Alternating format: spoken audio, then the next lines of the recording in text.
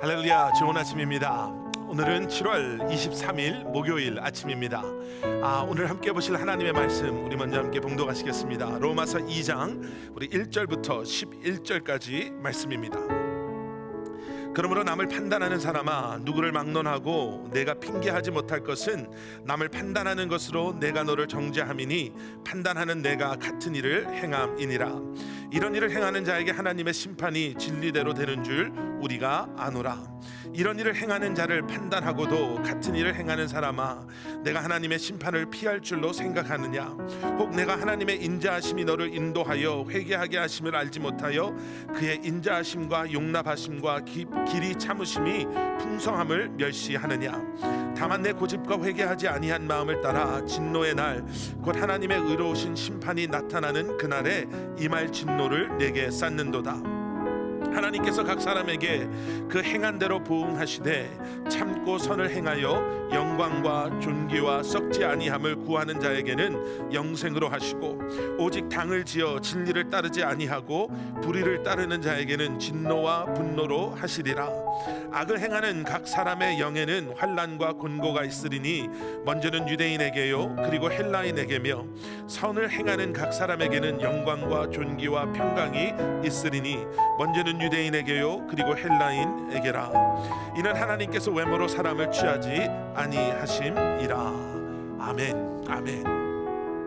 우리가 잘 아는 톰 소여의 모험, 그리고 허클베리 핀의 모험을 쓴 마크 트웨인이라는 작가가 있죠. 마크 트웨인이라는 작가가 인간에 대해서, 사람에 대해서 이렇게 말했다고 합니다. 인간은 자신의 만족을 위해서, 그리고 자신의 만족만을 위해서 돌아가는 기계와 같다. 인간은 자신의 만족만을 위해서 돌아가는 기계와 같다. 기계는요, 정해져 있는 결과를 얻기 위해서 감정도 생각도 느낌도 없이 멈추지 않고 주변의 환경이나 여건과는 상관없이 그 전원이 켜져 있는 동안 쉴 새 없이 돌아가는 것이 기계입니다. 마크 트웨인이 지금 무슨 얘기를 하려고 했나? 인간이 그렇게 이기적이고 인간이 그렇게 욕심 많은 그러한 존재이다라는 것을 말하고 싶었던 것 같습니다. 마치 기계처럼 내 주변에 있는 사람들은 상관하지 않고, 마치 기계가 아무런 감정도 없이 아무런 생각도 없이 원하는 목적을 달성하기 위해서 쉴 새 없이 움직이는 것처럼, 인간의 죄성, 인간의 그러한 죄인된 모습은요, 나의 욕심을 충족시키기 위해서, 나의 그러한 계획들을, 내가 원하는 것들을 얻기 위해서 다른 사람들, 내 주변과는 상관없이 그 내가 원하는 결과를 위해서 쉴 새 없이 달려나가는 그러한 우리의 모습에 대해서 말하고 싶었던 게 아닌가라고 생각되어집니다. 성경은 인간은 죄인이기 때문에 죄를 짓는다라고 이야기합니다. 완벽하게 태어난 인간이 그 첫 번째 실수를 함으로 말미암아 완벽한 사람이 죄인이 되는 것이 아니라, 우리에게는 원죄라는 것이 있어서 태어날 때부터 우리에게는 죄성을 가지고 태어나기 때문에 우리는 죄를 짓는다, 죄를 지을 수밖에 없다라고 이야기합니다. 그리고 죄인된 인간에게 성경이 제시하는 유일한 그러한 치료 방법이라고 해야 되나요? 그 죄인된 우리의 모습으로부터 우리가 자유할 수 있는 유일한 방법은 예수 그리스도를 통해서만, 예수 그리스도의 십자가를 통해서만 그것이 가능하다라고 성경은 우리에게 말해주고 있습니다. 기계처럼 쉴 새 없이 돌아갈 수밖에 없는, 세상의 욕심의 노예가 돼서 죄의 노예가 되어서 세상의 그러한 악함, 이기적인 나의 모습, 그러한 세속적인 나의 마음에 노예가 되어서 쉴 새 없이 움직이는 것 같이, 그렇게 움직이는 우리가 그러한 것으로부터 자유로워질 수 있는 유일한 방법은 예수 그리스도를 통해서, 그 십자가를 통해서만 가능하다라고 이야기하고 있습니다. 사도 바울은 오늘 본문 말씀을 통해서요, 판단하는 사람들을 향해 어떻게 보면 그렇게 죄 가운데 머물러 있는 그래서 나의 그러한 모습은 보지 못하고 다른 사람들을 정죄함으로 오히려 나의 그러한 모습을 감추려고 하는 그러한 자들을 향해 이렇게 말하고 있습니다. 오늘 보신 말씀 2장 1절, 그러므로 남을 판단하는 사람아, 여기서 말하고 있는 판단은요, 옳고 그름을 이렇게 구분하는, 옳고 그름을 판단하는 것에 대해서 이야기하고 있는 것이 아니라, 여기에 나오는 판단이라는 단어는 법정에서 사용되어지는 단어인데요, 누군가를 정죄하는 것, 어떠한 것을 결정한다고 해야 되나요? 복수하다 아니면 선고하다라는 꽤나 차갑고 무거운 그러한 의미를 가지고 있습니다. 마치 재판장처럼 내가 기준이 되어서, 내 판단이 기준이 되어서 남을 정죄하고 선고하는, 그들을 판단하는 그러한 자들을 향해서 사도 바울은 이렇게 워닝을 주고 계시죠. 그 첫 번째 워닝은 1절에 나오는 말씀입니다. 남을 판단하는 사람아, 누구를 막론하고 내가 핑계하지 못할 것은 남을 판단하는 것으로 내가 너를 정죄함이니 판단하는 내가 같은 일을 행함이니라. 사도 바울은 이렇게 워닝하고 있습니다. 남을 판단하는 것은 결국에는 내가 너 스스로를 정죄하는 것이다. 너도 그와 다르지 않다. 누구도 하나님의 거룩하심 앞에서는, 율법 앞에 하나님의 거룩하심 아래에는 누구도 나는 완벽하다, 나는 깨끗하다, 나는 온전하다 라고 말할 수 있는 사람이 없다라는 거죠. 2절에는 이렇게 이야기합니다. 이런 일을 행하는 자에게 하나님의 심판이 진리대로 되는 줄 우리가 아노라. 남을 정죄하는 우리는 결국에는 우리가 우리 스스로를 정죄하는 것인데, 그것은 결국에 하나님의 진노, 하나님의 책망을 우리로 하여금 듣고, 그리고 하나님의 책망을 우리 스스로가 면할 수 없을 것이다, 이렇게 이야기하고 있는 것입니다. 두 번째 워닝은요, 4절에 나와 있는 말씀입니다. 혹 내가 하나님의 인자하심이 너를 인도하여 회개하게 하심을 알지 못하여 그의 인자하심과 용납하심과 길이 참으심이 풍성함을 멸시하느냐.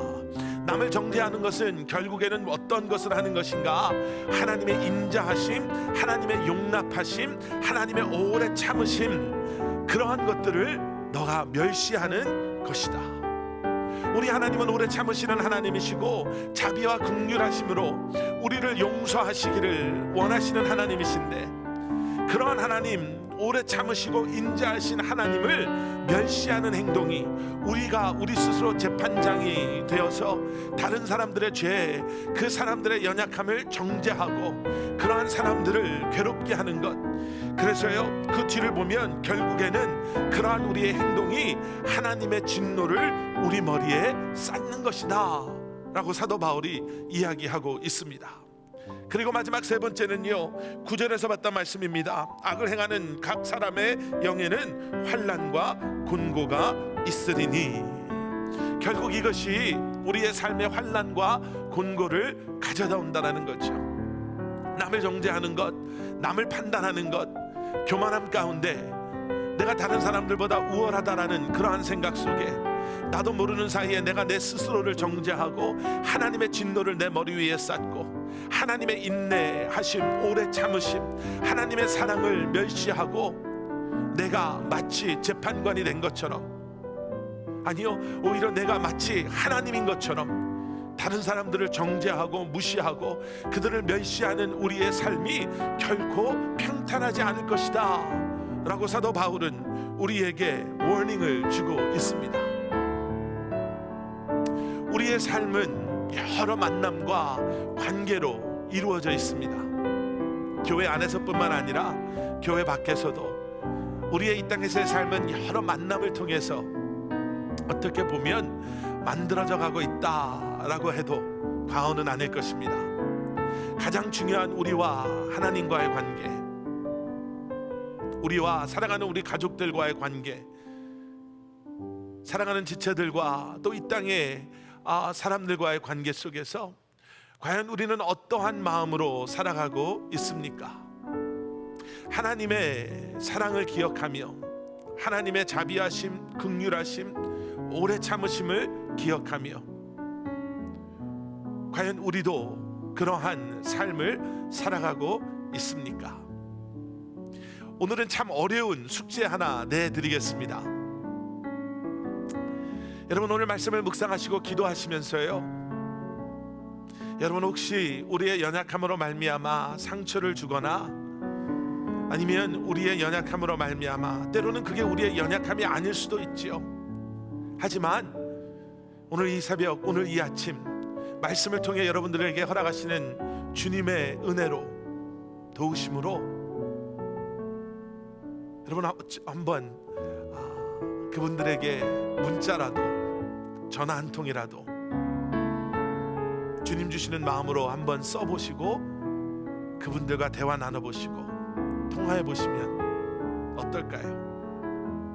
내가 판단의 자리에 섰다면 주님 앞에 회개하시는 마음으로, 그리고 그들에게 주님 주시는 마음으로 용서를 구하시고 주님 주시는 마음으로 손 내밀어 주시고 성령님께서 우리를 다시 하나 되게 하시고 새롭게 하시는 그러한 은혜 가운데 나아가실 수 있는 저와 여러분들 되시기를 주님의 이름으로 간절히 축원합니다. 복음의 능력이 그러한 마음으로 주님을 의지하고 나아가시는 여러분들의 삶 가운데, 그리고 그 관계 가운데 함께 하실 줄 확신합니다.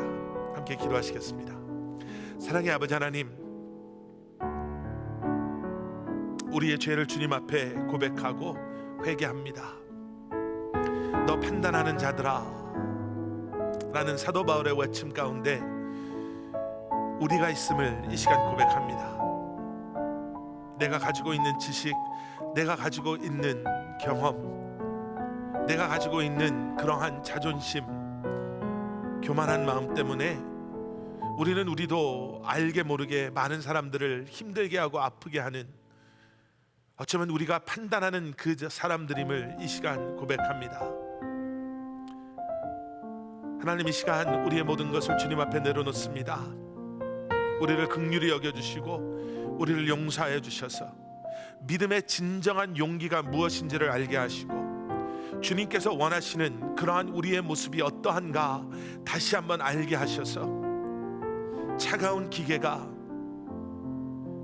원하는 목적을 위해 아무런 생각과 감정과 느낌 없이 돌아가는 마치 그러한 기계와 같은 인생 되지 않게 하시고 성령님께서 내 안에 살아 역사하심으로 말미암아 이제는 주님의 도우심으로, 주님의 인내하심, 주님의 오래 참으심, 우리를 향한 신실하심, 사랑하심을 경험하며 주님이 원하시는 모습으로, 주님이 원하시는 가정으로, 주님이 원하시는 공동체로 세워져 나가게 하여 주시옵소서. 쉽지 않은 것 압니다. 하지만 성령 하나님, 우리를 붙잡아 주셔서 작은 믿음의 발걸음을 내딛는 성도님들마다 그 관계 속에, 그러한 만남 속에 주님의 회복해 주시고 치유해 주시고 하나 되게 하시는 은혜가 있게 하여 주시옵소서. 감사드리오며 예수님의 이름으로 간절히 기도드렸사옵나이다. 아멘.